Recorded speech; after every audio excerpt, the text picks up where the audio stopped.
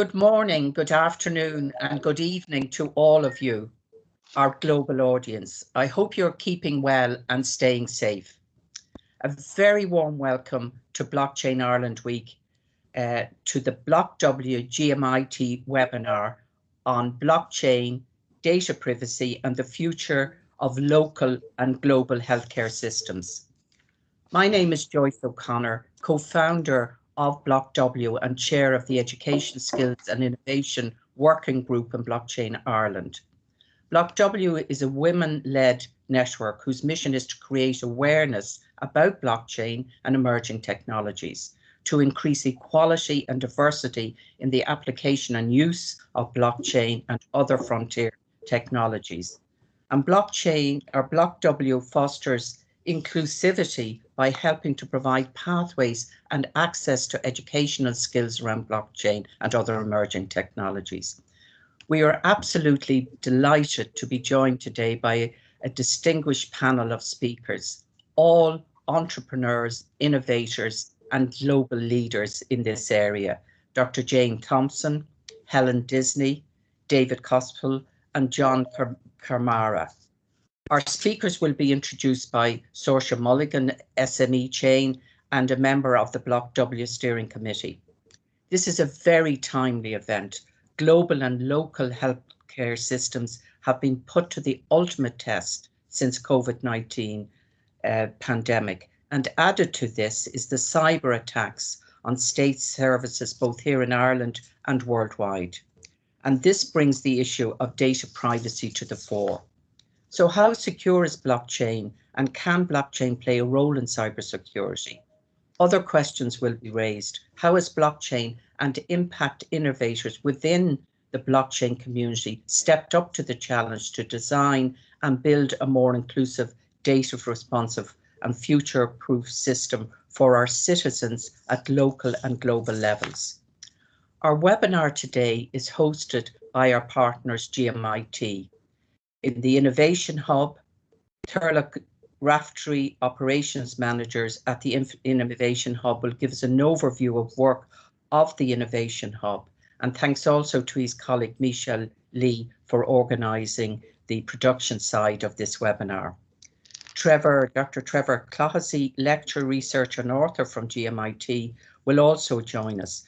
Trevor is a member of the Working Group on Education, Skills and Innovation and works in partnership with BlockW.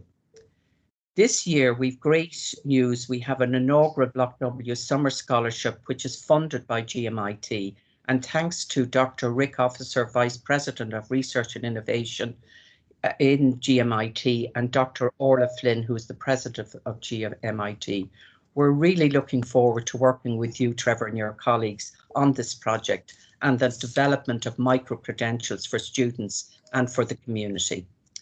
Dr. Clohessy will introduce us to GMIT, and Turlock Raftery will highlight the work of the Innovation Hub at GMIT. Then Sorcha Mulligan will introduce you to our distinguished panel of speakers. The floor is yours now, Trevor. Thanks a million for that, Professor Joyce O'Connor.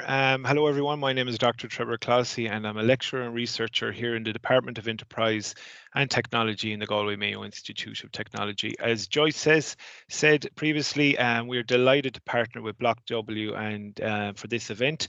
My own background in data privacy, I've been researching cloud for the last 10 years, and as soon as people started moving critical infrastructure from their extant systems onto the cloud, issues regarding data privacy became to the furore. And in our rush to digitize, we often forget one of the most important things are the security aspects of systems, which can leave vulnerabilities open to cyber attackers. And as we've seen in the last week and a half here in Ireland, those vulnerabilities can not only lead organizations to ransom, but can lead a whole state. Also, last year, myself and my colleagues, we researched the COVID-19 tracing app and the idea of privacy and the impact on citizens in terms of their health data. While there's a lot of benefits to these apps, there's also some negatives, and it was interesting to see the perceptions of citizens, why they were not using the app, and the majority of the causes of that was for privacy reasons. So I'm delighted today to welcome the panelists. I've had two of them on my podcast, which were really interesting insights, Jane Thompson and Helen, and I'm really looking forward to the insights provided by the other two panelists today. And on that note, I'd like to hand it over to Turla Craftery. Garmargat, Trevor. Agus fáilte an duna issue, agus welcome to GMIT and the iHubs. My name is Turla Craftery. I'm the operations manager here in GMIT iHubs. I'm just going to give you a very short overview of the iHubs and the work that we do here with our colleagues in GMIT. So Michelle, maybe if you could put up the presentation, please.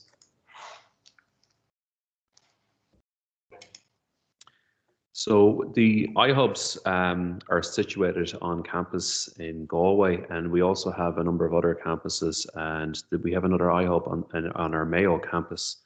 The picture in the previous slide was just of the Galway iHub. So essentially what we do is we're an incubator for startup companies and for scale-ups. In Galway, we have a strategic focus on medtech, digital tech, and blue tech or marine tech companies.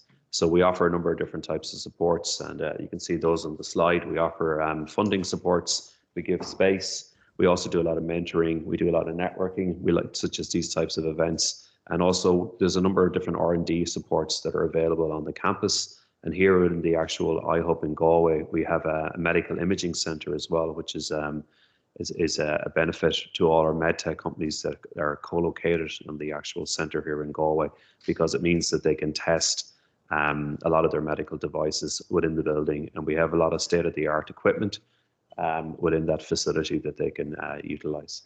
So if you go to the next slide, please, Michelle. We also have two entrepreneurship programs that we run out of the centre here in Galway and Mayo. One of the programs is called New Frontiers, and this is the Irish National Entrepreneurship Program. It runs across the entire country, and it's supported and sponsored by Enterprise Ireland. And the program is designed to encourage Indigenous startups within Ireland. Typically, these types of companies would have some type of an innovative or disruptive element to them. They would be high growth companies, and they would have an export focus. And we've had quite a number of successes in terms of the companies that have come through the doors here in the iHub in Galway and Mayo. And that just kind of illustrates some of the founders that would have come in. We also have another program, which is for female entrepreneurs, called the Empower program. Maybe Michelle, if you could go to the next slide, please. And this program has been running since 2020. And we've had about maybe, I think, in excess of about, I'd say 80 women have gone through the program now. We're just on our second cycle. And this program is broken down into two streams. We have the Empower Start, which is for females that want to, they might have a business idea and they want to come in and de-risk the business idea before they go out into the marketplace. And then we also have another Empower program called Empower Growth.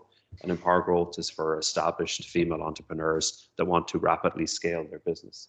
And that program is running across the CUA. GMIT at the moment is going into a merger process with a number of institutes of technology along the Northwest Atlantic seaboard. So we have our sister institutes in Sligo and in Letterkenny IT. And the Empower program was one of the first programs that we decided as part of the CUA Connacht University Alliance merger to run this program across the CUA. So participants can access the program through Sligo IT and also through Letterkenny IT as well. So that program has been very successful as well. So what I'm going to do now is I'm just going to finish up and talk a little bit about the centre here in Galway. If you go to the next slide, please, Michelle. This is just basically kind of, I suppose, a synopsis of the different types of features and supports and also the resources that are here in the actual Galway iHub. But I suppose the best way to visualize this would be to maybe see a quick video. So I will now finish up with this quick short 90-second video. And I hope you enjoy it. And I hope you enjoyed today's talk. And I'm really looking forward to listening to the inputs of all the panelists. So thank you for your time. Garmargat.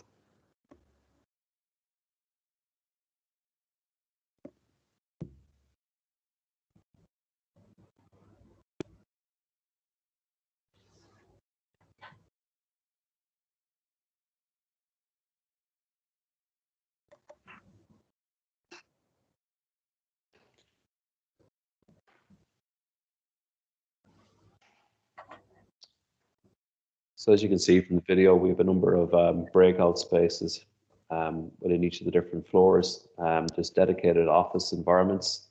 Some of these are MedTech R&D suites.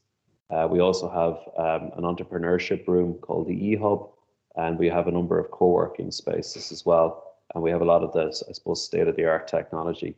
Here you can get an idea of the medical imaging center, and you can see some of the tech that's on display there.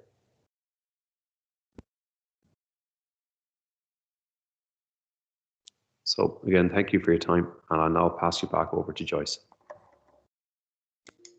I'll jump in there. Thank you so much, Turlock. And you've already engaged one of our panelists, John Kamara, wants to discuss meeting with you guys at the next opportunity. He can come over to Ireland. So well done. And thanks so much to Joyce and Trevor for the introduction. And welcome everybody to this session hosted by BlockW and GMIT on day 3 of Blockchain Ireland Week.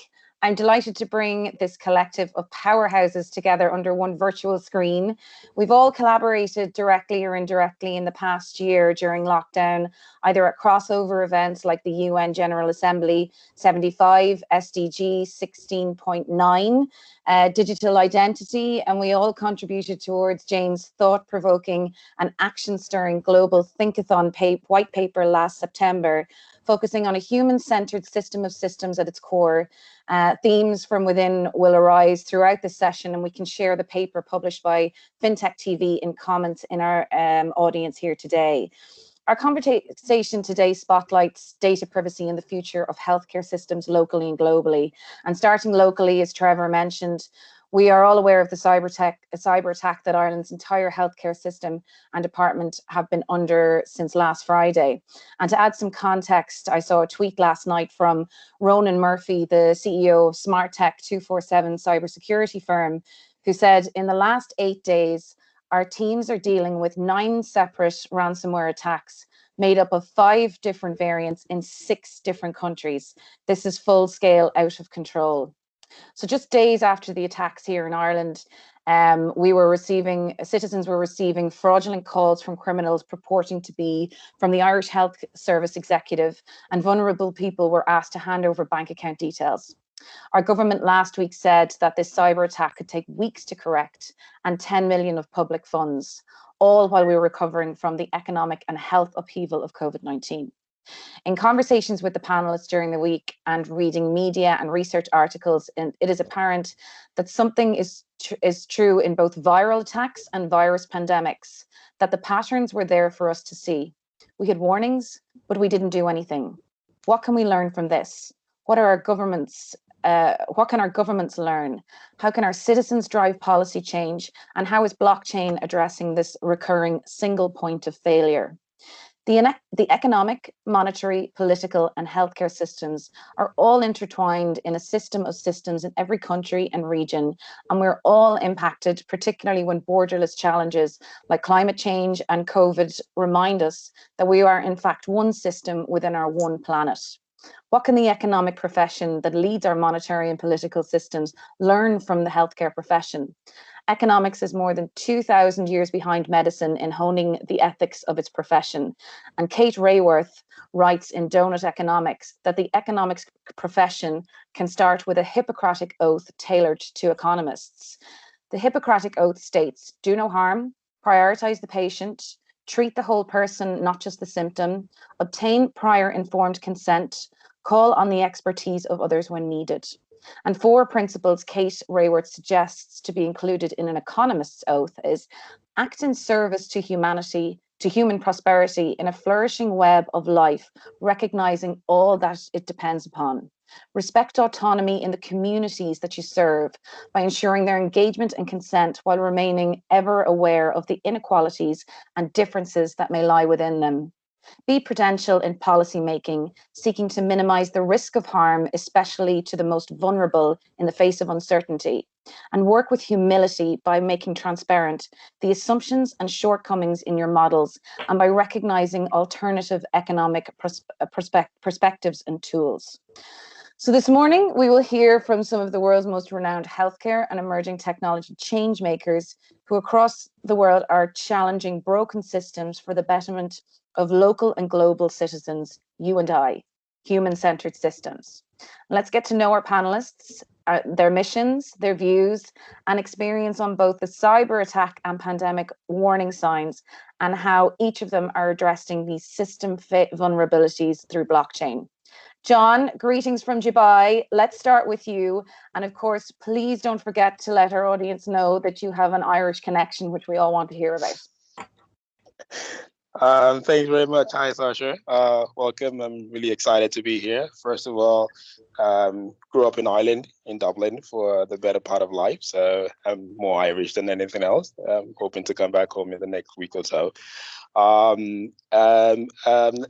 Basically, my project over the past 12 to 24 months has been about democratizing healthcare, creating the sovereign right of ownership of patient data, and then using all this information to then protect the patient by creating what we call import theory that allow the data to be stored on the blockchain and allowing the free flow and mobility of healthcare data.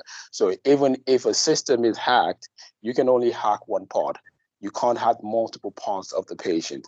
And also for hospitals as well, connecting them to the hospital, which is why we set up Afya Rekod.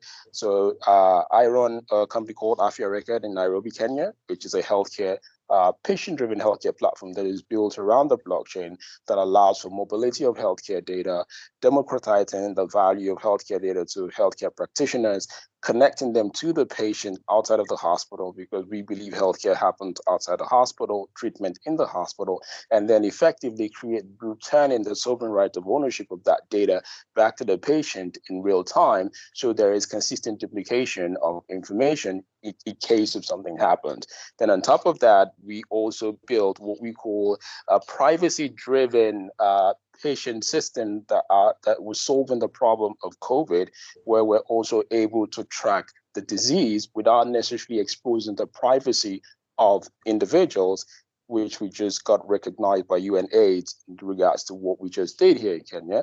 And at the same time, I'm also the chairman of the African Blockchain Center, where we're also training blockchain developers to actually begin to create this solution. So thank you very much, Sorcha. Fantastic. And congratulations on your recent award as well last week. You're fresh off stage in Dubai, so you've got lots going on at the moment, and we'll hear more as we go through the session. Then we're going to move on to Helen. Helen, welcome to the session from London this morning. Delighted to have you on again, addressing an Irish audience, as Trevor said, from the podcast. So please introduce yourself and what's been happening with PCL Healthcare as well. Thanks, Sorcha. Well, it was great to be on Trevor's podcast, and it's also great to be on a panel with so much support for entrepreneurs in particular, and especially female entrepreneurs. We need more of that in the blockchain world, because it's so important that this is for everybody, and there's so much talent to be harnessed. So I'm really happy to hear your announcements about the programs that you're supporting. So my background is a mixture of healthcare policy and also being a kind of tech communicator and translator, if you like. So I got involved in blockchain about 6-7 years ago. And one of the reasons I was so interested in it is I think that blockchain does have the power to solve some of these problems we're talking about around the fragmentation of health systems, around data privacy and security, and around really creating more patient-centered systems, which we don't really have at the moment. Our systems are kind of, first of all, designed to be sickness kind of based systems rather than wellness systems.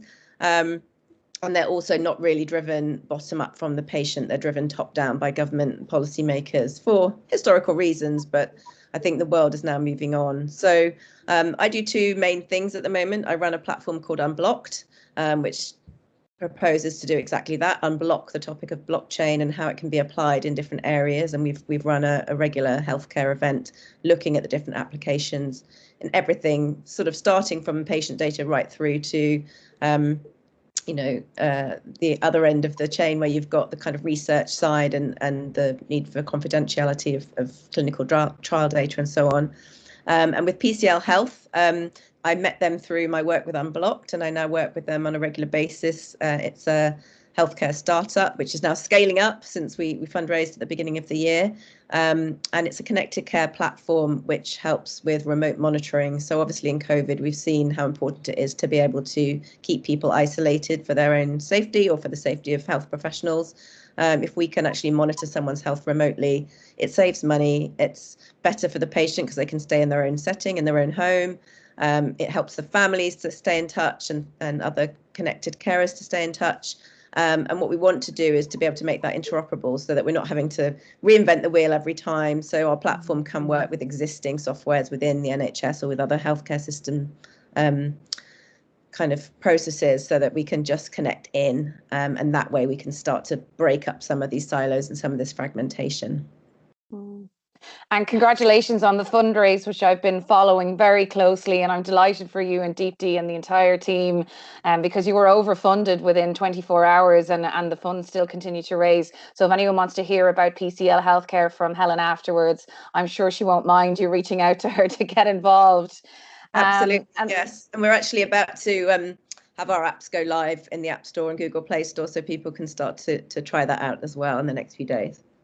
Fantastic. That's brilliant, Helen. Thank you. And we'll get stuck more into what you've been doing with the NHS and indeed the progress that you've made on the ground in India. So we're covering all continents in the world here today, from Africa to Asia. And now we're going to head over to Mexico City with David. Welcome, David. Thank you so much for getting up at a crazy time of 4 a.m. in the morning. I hope that espresso is hitting in and the energy is buzzing. Please do introduce yourself and what you've been doing with Encryption. Sure. Thank you so much for inviting me. And it's a pleasure to see some friends here who we've been on panels with in the past. So, hey, John, on the other side of the world, it's good to see you too. So I've been a bioethics professor for more than 2 decades now, teaching medical ethics, and also I've been a lawyer for a little more than that. My partner is a genomic scientist, Dr. Vanessa Gonzalez. About 15 years ago, shortly after I met her and started learning about genomics, I wrote the book, Who Owns You?, which was about the practice then of patenting genes. So it was a long-standing practice for 15 years that people's genes were being patented. Shortly after my book came out, there was a lawsuit about that. The American Civil Liberties Union sued a company called Myriad to stop that practice, and they won. That court went all the way up to the Supreme Court, or that case went all the way up to the Supreme Court. I got involved in some amicus briefs on that too. But after we won and genes were no longer patented, there was this gap, and that is the gap of ownership of the genomic data. In about that same time span, companies like 23andMe and Ancestry.com have been gathering lots of data.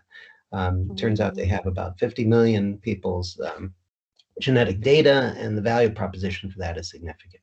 That's where most of the money is made, actually, in selling genomic data. And so in 2017, my partner and I started a company to address this gap, to try to provide some way for people to be remunerated properly for their genomic data, which is valued highly by pharmaceutical companies and other researchers, and to give them control of that data. Although you can't own genetic data under any legal scheme, our platform, which we launched in 2018, the GeneChain, allows people to be able to set a price for the data, add some self-reported medical data and demographic and behavioral data to make it more valuable for researchers, and to receive payment for transactions using our native cryptocurrency, DNA. So our intention was to be able to open up the economist Hernando de Soto calls trapped capital. So there's tons of capital out there in the poorest parts of the world, and your genetics, your genomic data, which is most clearly your own, is, we think, a store of a tremendous amount of wealth, both scientifically and economically. And by being able to access our platform through any web browser anywhere in the world, as long as you can find somebody to test you and get your data, you can have access to that trapped capital. We actually recently partnered with a company in Nairobi, Indigenous AI, which is also working with John's company, Afya Rekod. And we have a number of exciting new things we've been doing. We actually sold the first DNA-based art as an NFT in April. That was my own genome. So that was kind of exciting. And we're looking forward to expanding our footprint and providing the service we provide to researchers and individuals throughout the world.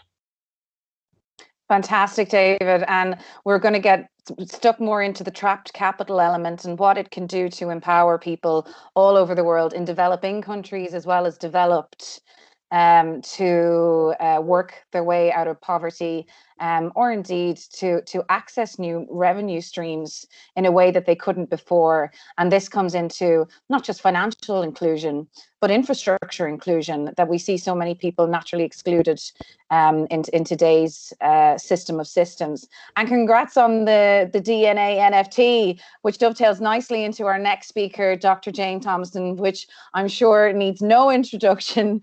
Jane has recently written a book, Block Changing the World, and has written previous books in the past. Jane in Australia, Brisbane today, was on the Married at First Sight TV show, which has opened up an entire new youthful audience to blockchain and crypto assets, including an NFT that Jane has just raised to raise funds for a charity. But while you're not doing all of that, Jane, please introduce yourself and what you're doing in the healthcare space. Yeah, thank you very much. And I want to claim Ireland, because you came to Dublin on the 9th of March in 2020. It was in the middle of Blockchain Week, and you cancelled St. Patrick's Day. And that was when I realised that I had to go home to Australia before the borders shut. So we were there the day you cancelled St. Patrick's Day. We were planning some wonderful things with Ireland, but anyway, I've been locked down ever since. And so here I am in Australia. So I'm a kind of blockchain evangelist for social impact at large, but only in Australia, and trying to keep a global footprint going from being there. But David, I must talk to you later. We're writing a book on applied ethics in a digital age, so I'm sure we've got a lot of topics that we could share discussions on. I'm working with a couple of DeFi startups. I'm from a distance, remotely engaged with John and the work he's doing. I think that that's amazing. And we're going to redo the paper that you so kindly talked about, Sorcha, from the Thinkathon. We're coming up, I haven't even told you that, we're going to come up with an event and sort of bring the band back together and do a rerun of that. But the big thing for me of recent times is watching what's going on with blockchain and frontier technologies in the pandemic, and looking at some of the probably unexpected benefits that the pandemic has caused in blockchain and technology. So I'll talk about that later. Fantastic. And I love the collaboration across this panel already. GMIT Hubs has already got interest from John, and David and Jane, you have a conversation to be had, and I'm sure there's more to be had as well. But to our audience, great to see the numbers continuing to rise. Please do put your questions into the chat box here. We're monitoring it. If you've got immediate questions for the panel, we'll try to answer them during the session, or we'll get to them towards the end. But bearing in mind, this group have a lot to say, and we have a half hour to go, so I'll try to get everybody in. But I suppose to hear a little bit more about what's been going on in your healthcare space over the last year. And because there's an immediate collaboration existing between David and John, I'd love to hear a little bit more about that, guys. So who would like to start? Maybe David, if you want to talk a little bit about what you've been doing with John, and then John, if you'd like to jump in just to add some commentary on the localized nature of what the results are in Africa for this. So David? Well, so Our collaboration is with Indigenous AI, which is also a partner with Afya Rekod. Indigenous AI is a genomic testing company that has started up in Nairobi.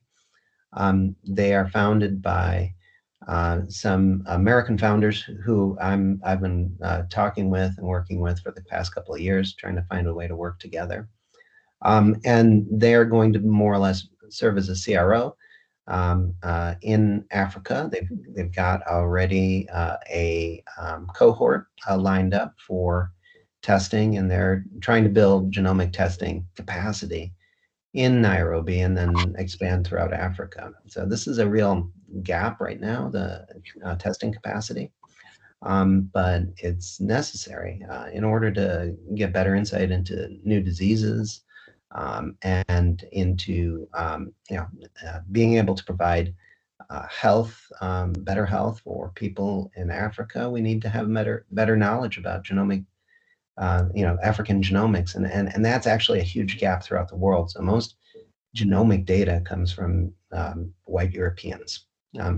It's a huge problem for science because in order to do the research, you need to have access to a broad range of genetics. And Indigenous AI is trying to solve that now. Afya Rekod and Indigenous AI are working together. I'm sure John can talk a little bit more about that. And John and I are working to be able to fill in the last part of that triangle to solidify our relationship so that we can do all sorts of wonderful things together. And on the trapped capital side, so John get into that?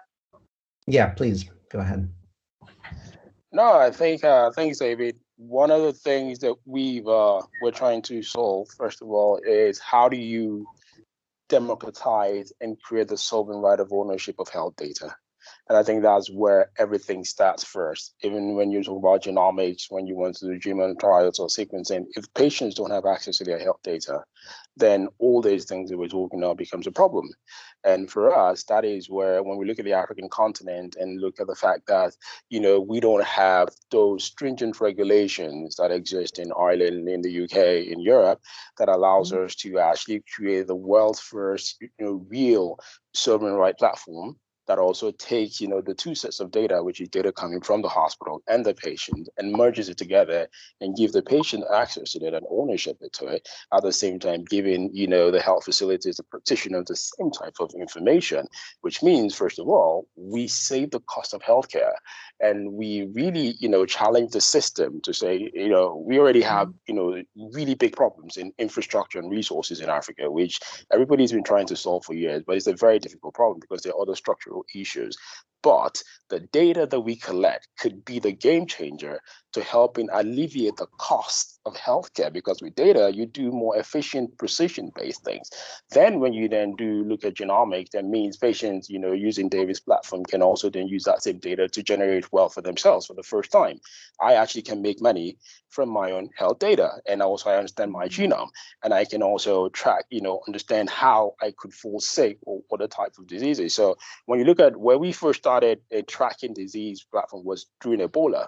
Then COVID happened because we were already investigating how do you track Ebola? How do you track infectious diseases in a way that protects privacy, but also gives you real-time information? So that's when we started thinking about how do you come up with a platform like this. We were already thinking about it, making patients anonymous, making individuals anonymous in the ecosystem, which is why people decided to use the platform. So, for me, it's a combination of everything, but the baseline is, if we don't democratize the way data is collected, who collected data, where the data is at, and who can access it, and bring the patient into that same ecosystem by then providing precision-driven healthcare, cost-effective healthcare, and patient-driven healthcare, then everything else we're trying to achieve, which also means that when people even try to attack systems, the platforms, it becomes very difficult.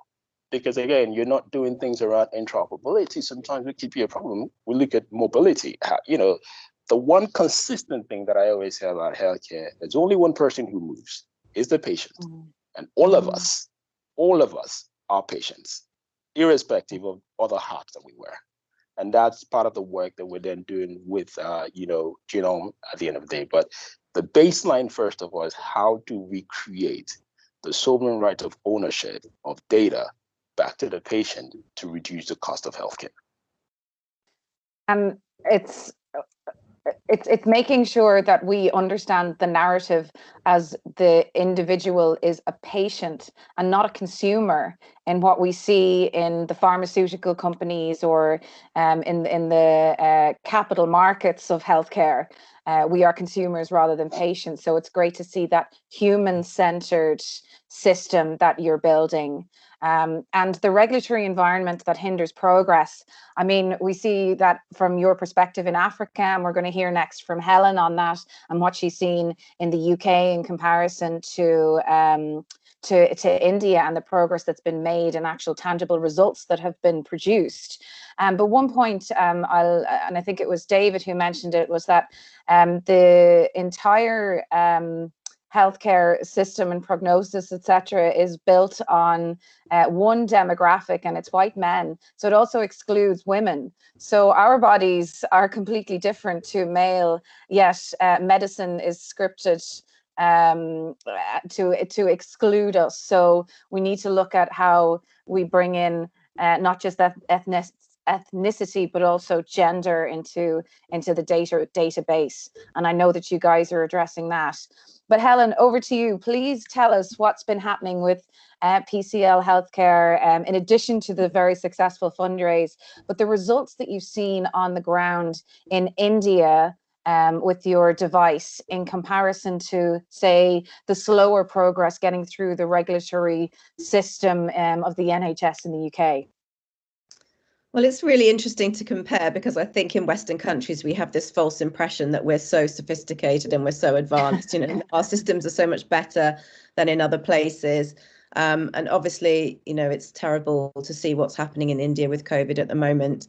But, you know, thinking about what John's already said, and we had a recent podcast with PCL Health hosts a Healthy Aging podcast, and we had John's colleague, Dr. Alex Kahana, who many people on this panel know, talking about the project in Africa. And I think what's so interesting is how you can really leapfrog when you have a different setup and you can start from scratch. So when the original pilots were done for PCL Health, which was then called Punya Care, in India, we were able to, you know, go and work with a remote monitoring device, just a very simple little kind of white box that has different abilities to take different vital measurements from patients. It's very simple, taking temperature, taking blood pressure, taking basic vital measurements. And just doing that, we were able to pick up some quite serious problems from the people that took part in the pilot and identify things that needed to be dealt with and potentially save lives. While over here in the UK, we've been in discussions with people for over a year about getting pilots started in the NHS. And if we've been able to start a year ago, just think how many people we could have already helped. So, it's nothing sort of against the NHS. It's a wonderful organisation, and obviously we're incredibly grateful for the amazing work that's been done over the last year in COVID, with everyone being so overwhelmed. But I think we need a more systematic vision when we think about all of these changes, because we've got so many different things happening at the same time. We've got this massive demographic shift, which creates a whole policy kind of dilemma and an agenda from a political point of view about how we actually fund and organise healthcare. We've got kind of standing on the cusp of all these technological changes. So we've got so many more tools in our arsenal. We've got blockchain, we've got the ability to use AI to actually understand and segment this data and think about what it means and look at the trends that are happening so that we can help people stay well. And then we've got also people's own kind of behavioral change. So, I think we're all starting to realize that, platforms have extracted a lot of data from us. And that they've made a lot of value from our data, and certainly you can be exploited, particularly if you're from a minority group or you're from a developing country. We've seen lots of examples where we've had kind of, very bad things happening in terms of people's genomic data being exploited and so on. And so we're now much more aware that our data is really, really important, and we need to shift to that approach where it's about me staying well. It's about me being in control. I have the right to my own data. From an ethical and moral point of view, how can, technology and politics come together to help that happen, I think. And it's the policy writers that also need to get involved at this stage and be braver as well. And we see it even in Ireland, that policy makers are very interested and progressive towards what we can do next, and also the real cases that are evident across the world that we should be able to adopt. So that's already happening here. It's promising. It's going to take time, but I'm sure we've got Jane on the ground, we've got John on the ground. Helen, you're just across the water. David will be bringing you in as well. So we have to see that international collaboration has to be fundamentally part of this.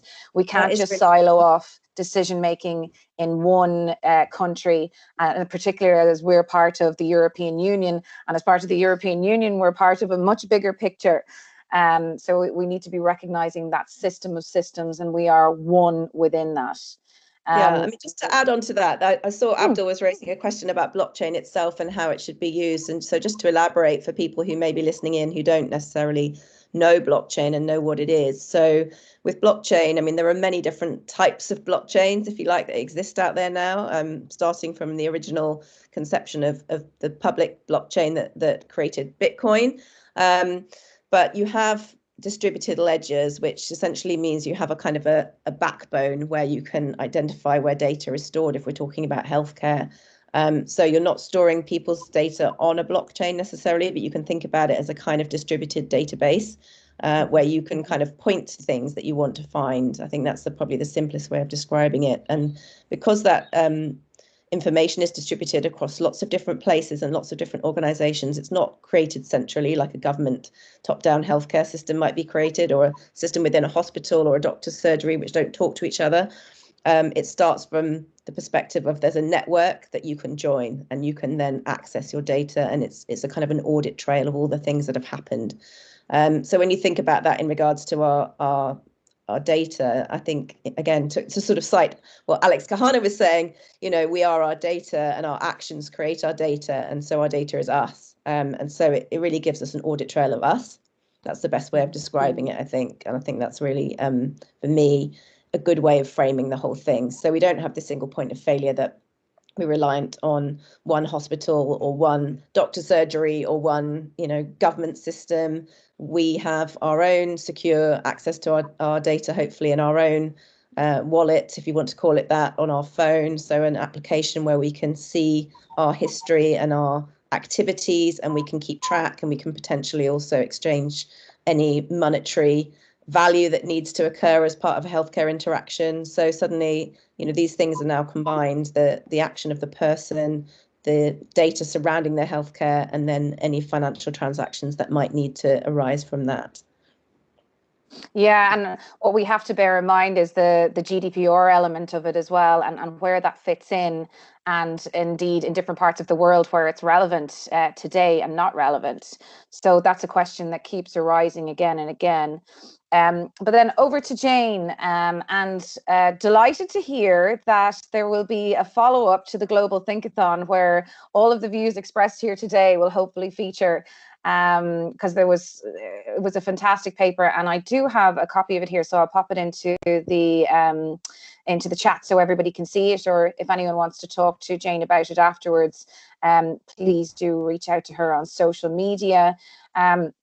But Jane, talk to us a little bit more about the guidance and the follow-up from last year's paper, and the actions that you saw progress versus what you see as the biggest challenges for the healthcare system that will impact overall how we move into this next stage of our future.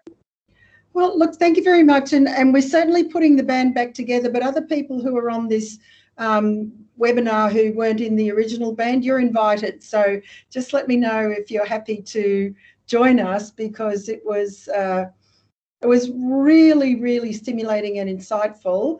And I think we created something terrific from it. And I think if you read that paper, a year on, it's still really quite relevant. And I do think that we can update it with some different things that we've discovered since. So, yeah, please join us. But I guess I wanted to touch on a few points. One was absolutely to emphasize what Helen and John have said, and David, you're in Brazil, about innovation in emerging markets, because I believe that what we have been seeing during the pandemic and will continue to see is the locus of innovation moving from the West to the emerging markets, because they've got 70% mobile coverage now, 90% of the world's young population who are all digitally literate. They've got massive problems to solve. They don't have legacy systems. And so, as Helen said, they're going to be much quicker to kind of innovate and trial things that solve problems that they've got. And so I think we really need to, turn to emerging markets. I did write a chapter in a book about this lately, if anyone wants it, happy to share, just looking at some of the evidence and some of the really interesting things that are happening there. But I also wanted to bring up the point that, we're all kind of obsessed, if you like, during the pandemic about our own situation, and that's normal. India's probably brought into stark relief, how challenging it still is in many places, and obviously Brazil didn't go very well. But one of the points that I wanted to make is that it's estimated that probably 100 million people will fall back into extreme poverty as a result of the pandemic. And the most disadvantaged people as a result of the pandemic have been women, because they're the first to lose their jobs. They're the first to need to go home and look after their families and so forth. And so we just need to think about this whole issue that people are saying as it being a pandemic of inequality. And as we look at both building back the economy, but also thinking about the healthcare system in the future, I think it's really important to think about the kinds of innovations that are going to be targeting and helping the poor and vulnerable. And it's not very healthcare, and I kind of don't care, because one of the things that I want, and healthcare people tend to just think about health. We need to think about the whole social determinants of health and the setting in which people are living. And there was a great video that came out about a week ago from Leah Calon Butler in the Philippines, where people are playing a game called Axie Infinity, which is a game where people can buy and sell NFTs within the game, and Filipino families are earning money playing the game to keep their families alive during the pandemic. So there are new and different ways that we can work on poverty and inequality that no one imagined before, and we're seeing that happening in the pandemic. We're seeing things like crypto remittances being used for foreign exchange, because micro entrepreneurs that sell Netflix and Spotify cards can't get foreign exchange, and so all the cash shops are shut, and so they've turned to using crypto. And so just looking at projects like the Good Dollar, who anyone in the world can get onto and get good dollars every day and then start spending them in a marketplace. People are innovating and creating whole new ways to think about how we deal with poverty and inequality. In healthcare, we saw a tremendous amount of innovation in our own countries as we scrambled to solve the problems of the pandemic, whether it was the secure data sharing, or whether it was the tracking for good or bad of people for case finding, or it was like Helen's project, remote healthcare. If you'd have asked me 2 years ago whether health was ripe for disruption, I'd have said absolutely no. All the legacy curtains are down. It's impossible. The pandemic has lifted those curtains. So I'm going to stop, because I know everyone's got something incredibly interesting to say. But what the pandemic's done for us is put a focus on healthcare. Everyone is paying attention now, and I can tell you that's a good thing. And secondly, it has resulted in acceleration of innovation and digital in healthcare on a whole lot of fronts, which we now need to leverage. And that's really important for all of us on this panel. Absolutely, and well said. And the redistribution of health and therefore wealth is at the core of this, because people who currently cannot access the infrastructure that allows us to be remunerated, and that's through John and David's initiative in that trapped capital. We need to put the digital technology in the hands of those that need it most in order for them to empower themselves out of poverty. And that gender divide, And I was talking about it in the small medium enterprise space last year in finance about the disappearing women of COVID, because in every panel event that we went to throughout the summer, there was just one demographic of faces in every single event. And I saw this not just in Ireland and in the UK, but it was everywhere. And then suddenly I realized it's not just in finance, it's in technology, it's in healthcare, it's in government. So just what you said there, Jane, is that women, and when I posed the question across social media or to my network, the answer was always, well, we're taking care of the people that we have to, including ourselves. So it's a very valid point, and again, it has to be gender centric and not just building on what is currently there. And the good dollar, I've shared that link into the chat there, everybody, and indeed the Thinkathon white paper. So please do follow up on that. And then I guess we've got about 8 minutes left, and we want to hear some questions from the audience. So please do get them flowing. I know that Abdul, you've been asking about blockchain. Helen has answered that. Paula and Jane, you need to have a conversation after this. I've already set that up, so expect an email from me.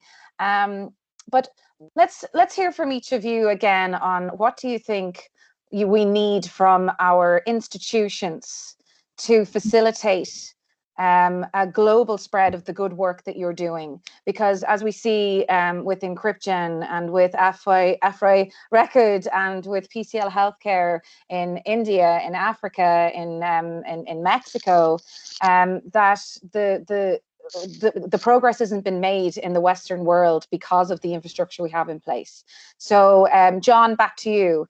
What do you think we need to do in the Western world and in Ireland, since you're on the ground here, in order for us to see the results that you're seeing in Africa?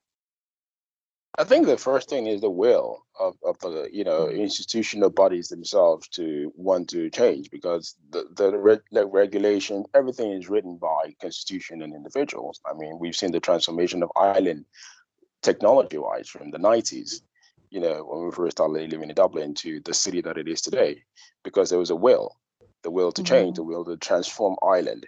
And we're all reaping the benefits of that, going through that process, working in for all these things that made it possible for Ireland to become a technology hub.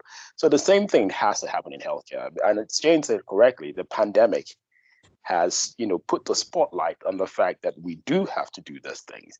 And, even in Ireland as it stands today, I don't have access to my health record except I go to the hospital. And that's not right. Or I go to the GP, where I used to live, and that's still not right, because I could be sick here in Africa, or I could be sick in London, and I have no access to that information, the basic thing, So the power of that data, especially since we're part of the European Union, and the joint network of that information means that, it also becomes very difficult for people to defraud you of your own data, because you're now participating in the access points of that information. So, and so it also helped the government to even have solved this problem that they're having. If, we had thought through, how do we also democratize access to health data rather than, and one of the things that I read, I'm not a lawyer, but David can, talk to this. I started studying law a little bit just to understand.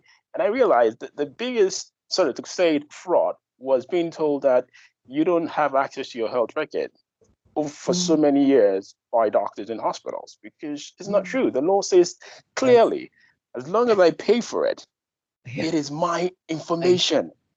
And that is the most beautiful thing that I've learned so far.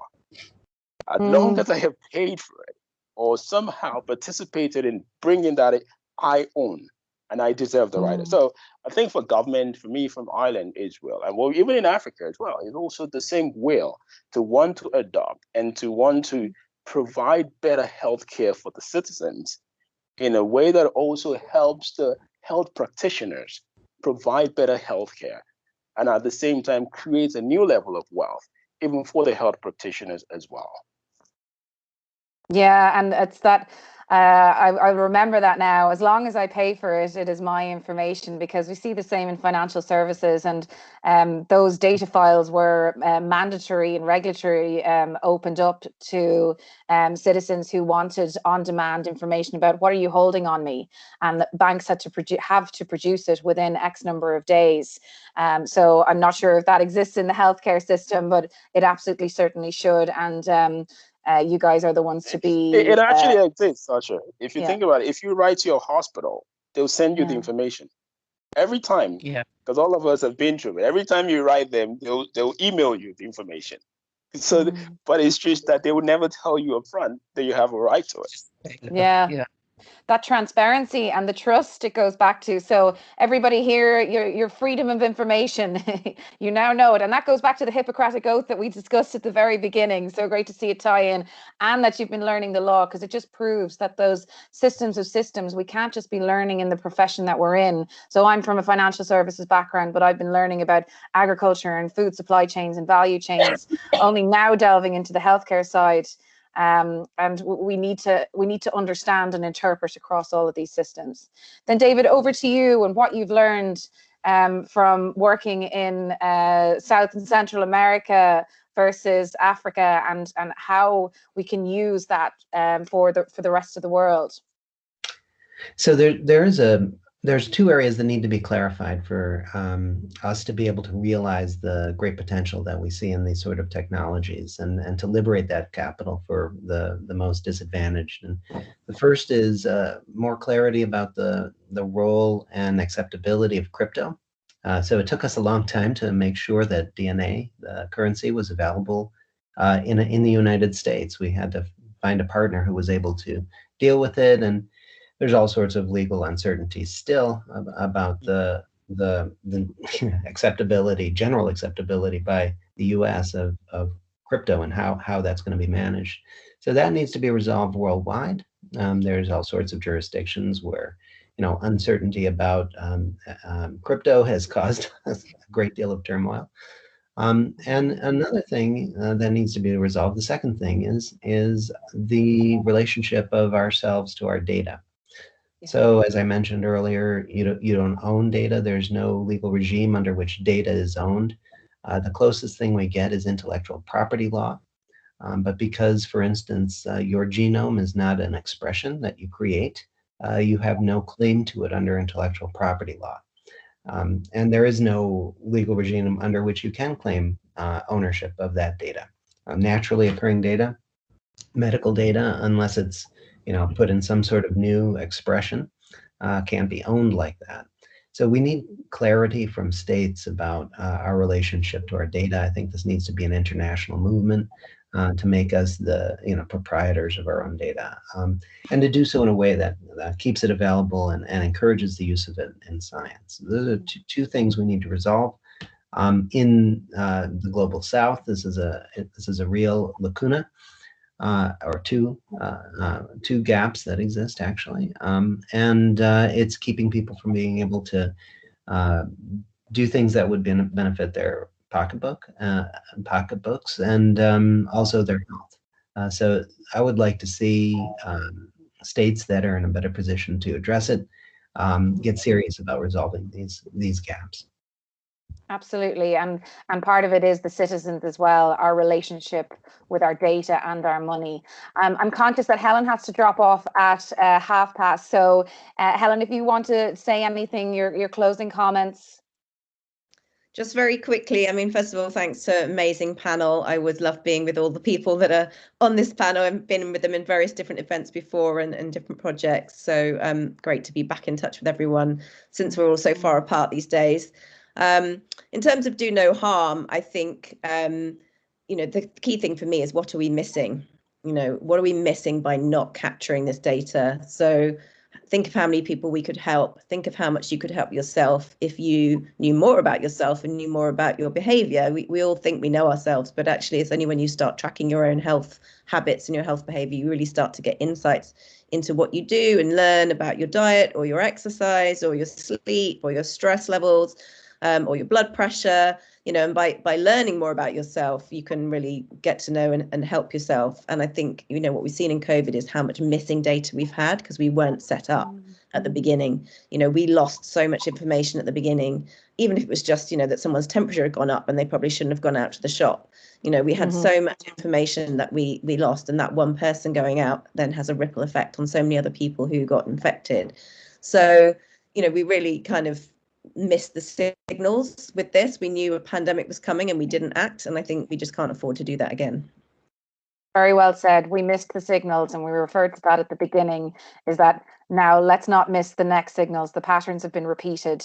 So then on to Jane for the global Thinkathon, and that will lay out exactly the parameters and guidance for how not to miss these indicators again, I'm sure. Jane, what would you like to say for closing comments? Yeah, just a few comments. But the first one is all of us in public health saw the signs and were shocked that a global pandemic wasn't declared earlier. That's the first thing. But this is the first time in my lifetime that we've got the celebrity doctors. You know, no one took much interest in health professionals before, especially public health professionals. So we've had a wake-up call, and we actually need to figure out what we can learn from that.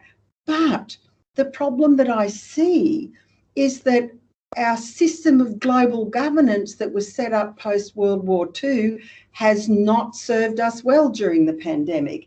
And even some of our own governments have struggled to be able to guide the populations through the pandemic and make the right kinds of decisions. We've seen very, very varied performance in terms of government.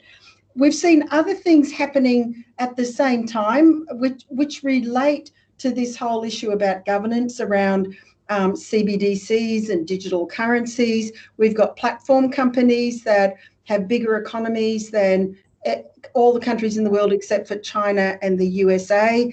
They're not in the global governance system. Is there something wrong with the way we're thinking about things? And Sorcha, back to the Thinkathon, we've got an economic system that rewards profits to shareholders above everything. And what we've understood is that we need to look after people first. We need to look after the planet, and we need to make sure that we've got an economic system that works for everyone. And so I think we need a very big rethink. The challenge, however, is that people who are currently in charge of our legacy systems, our governments and our international agencies, probably don't understand that, probably don't have the vision to be able to make a change, and probably will be protecting like mad their secure positions in those legacy systems. So how we actually unravel that and create a movement for people who want to see something different is a major challenge. And then my final point, because we're in Blockchain Week, is I think what we've seen is that the pandemic is a global commons problem, and blockchain does offer some promise around dealing with the global commons with the distributed autonomous organisations. So it would be really great to see some people experiment with that and see what could be built using blockchain that might help us with some of this global commons governance that our legacy systems really struggle to deal with. What a fantastic way to wrap up and summarize the entire conversation, Jane. And even better, the fact that there is a call to action for everybody here in the audience, self-included, to participate and get in touch with Jane. And as she said, we will be included in the next Thinkathon series. So we'll wrap up there because we're a few minutes over time. Thank you to our exceptional panel. Jane, Helen, John, David.